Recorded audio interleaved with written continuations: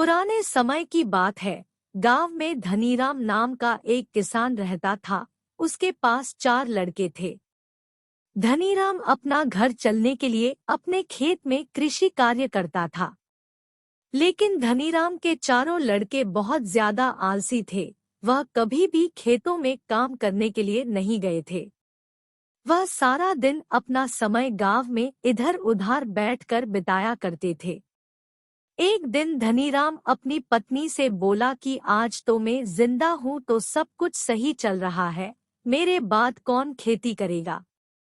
हमारे बच्चों ने तो आज तक खेतों में कदम तक भी नहीं रखा है। धनीराम पत्नी ने इस पर कहा, कोई बात नहीं, धीरे धीरे यह काम करने लगेंगे।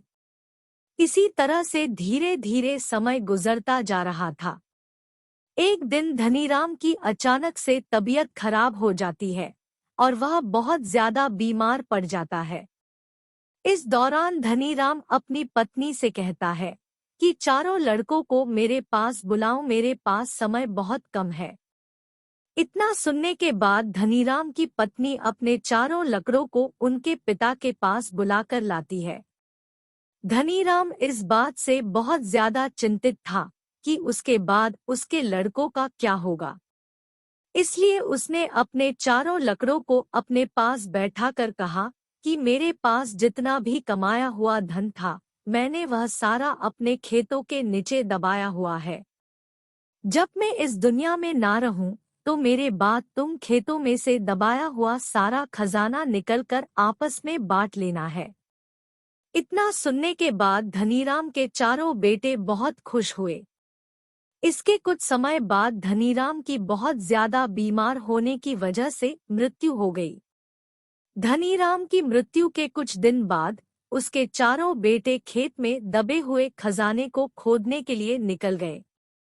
खेत में पहुंचने के बाद चारों बेटों ने पूरा खेत खोद डाला, लेकिन उनमें से किसी को भी खजाने जैसा कुछ नहीं मिला। इस बात से वह चारों बहुत निराश हुए और उन्होंने घर आकर अपनी माँ से कहा कि पिताजी ने खेत जो खोजने के बारे में बताया था वह एक झूठ था। हम चारों ने पूरा खेत खोद डाला, लेकिन हमें खेत में कोई भी खजाना नहीं मिला। यह सुनकर उनकी माँ बोली कि तुम्हारे पिताजी ने अपने पूरे जीवन में यह घर और खेत ही कमाया है। अब जब तुमने इतनी मेहनत करके पूरा खेत खोद दिया है, तो अब उसमें बीज भी डाल दो। इसके बाद चारों बेटों ने खेत में बीज बो दिए और माँ के कहे गए अनुसार खेत में समय पर पानी और खाद डालने लगे। समय बीतता गया है और कुछ समय बाद खेत में फसल तैयार हो गई।